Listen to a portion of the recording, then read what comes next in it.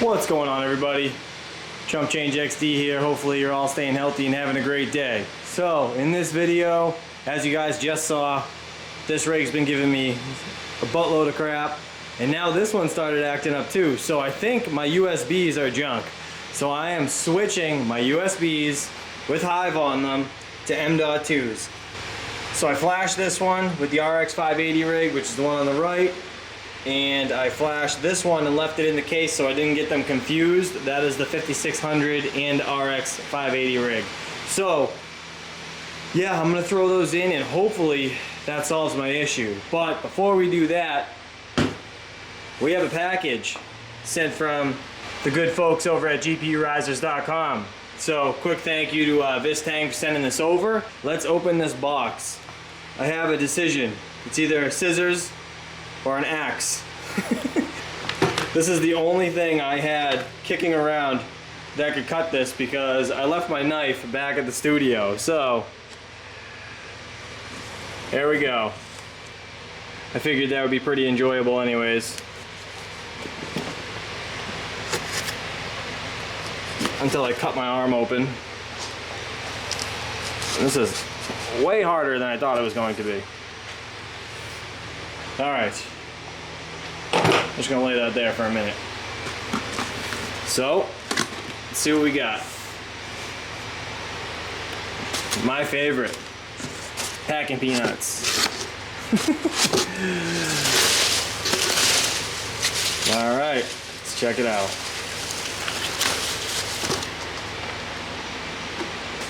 Box of risers. Ooh, this one's a different box.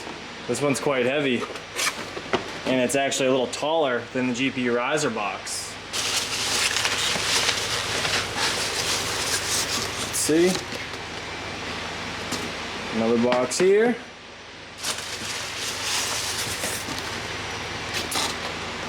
And another box. Got a couple boxes of risers, and we have, I believe these are their new white splitters. I will leave links in the description below to these items and to GPUrisers.com in general. So let's open this box and see what it is. My handy dandy axe.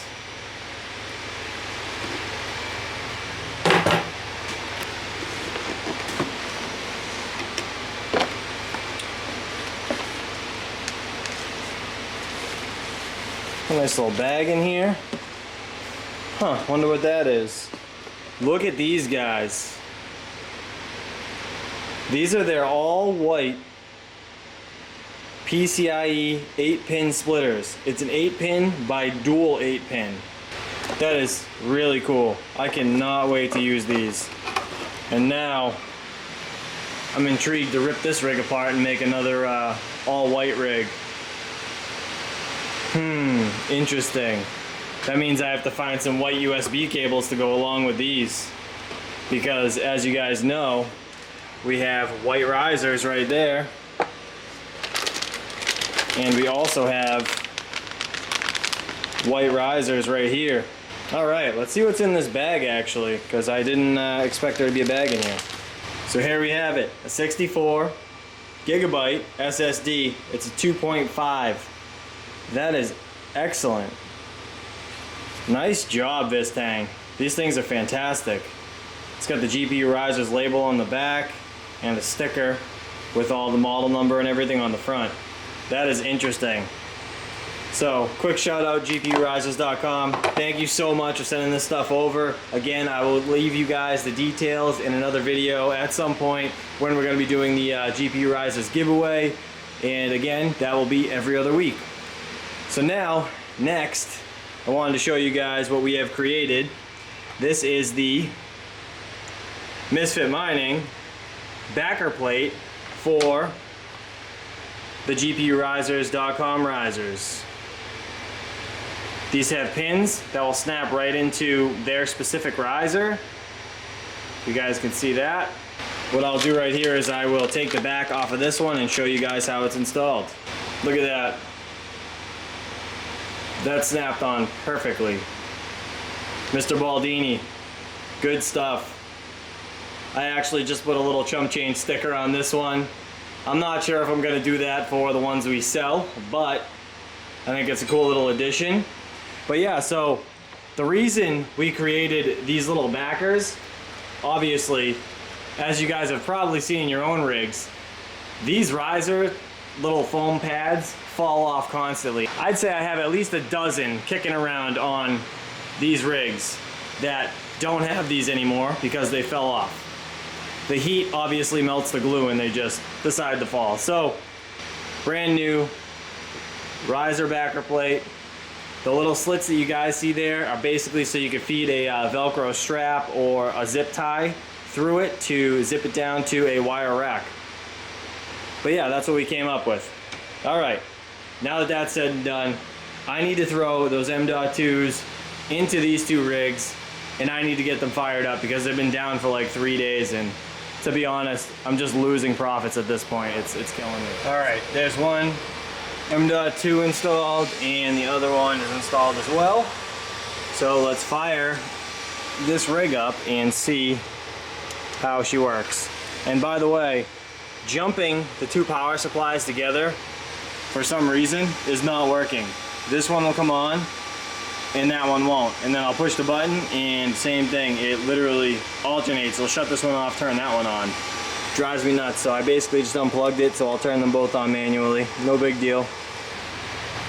As you guys can see, they're both offline.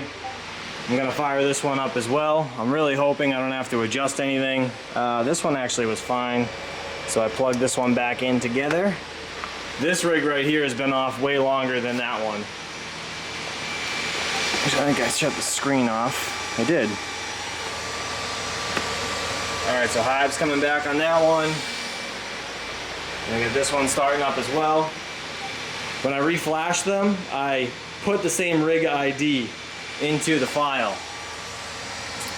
So this is the yellow line I was talking about. It says config.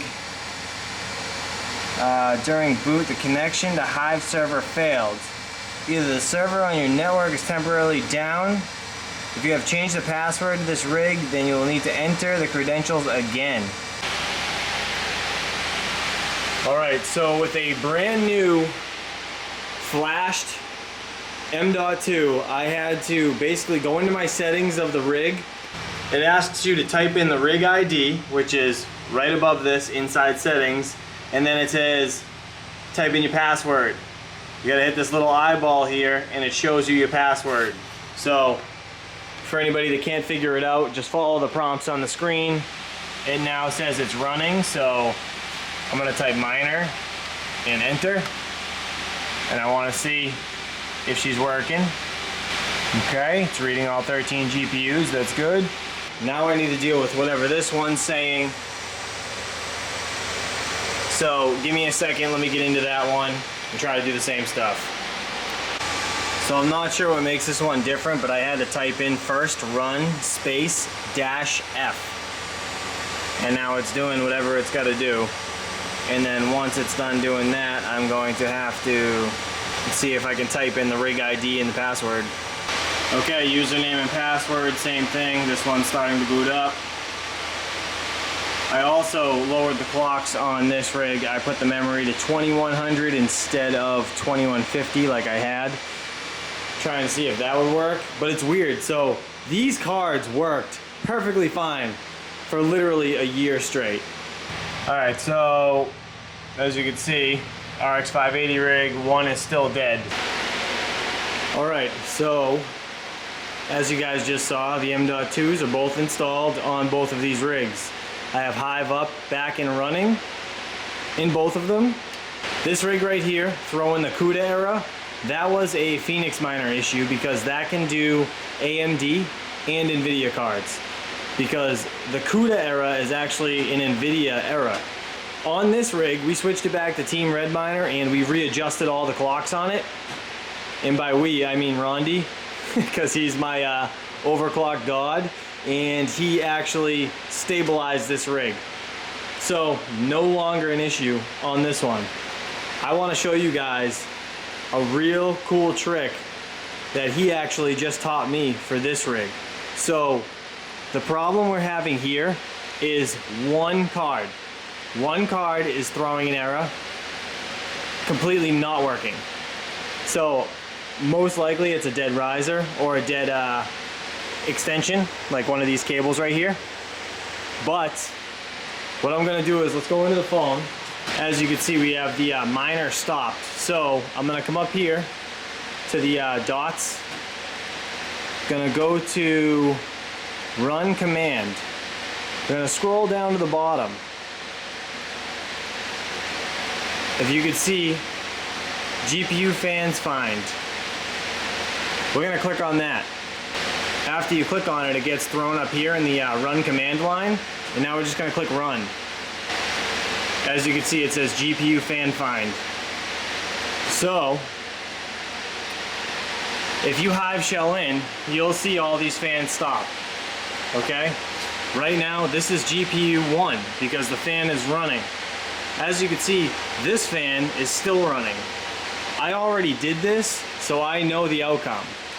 But I'm gonna show you guys how you can determine which fan is bad. So again, number 1 is spinning. So it basically spins in order. Now we're looking for number 2. As you can see, number 2 is spinning. And number 1 shuts off. Now number 3 is spinning. So needless to say, you can see these two spinning right now. This one right here should not be spinning.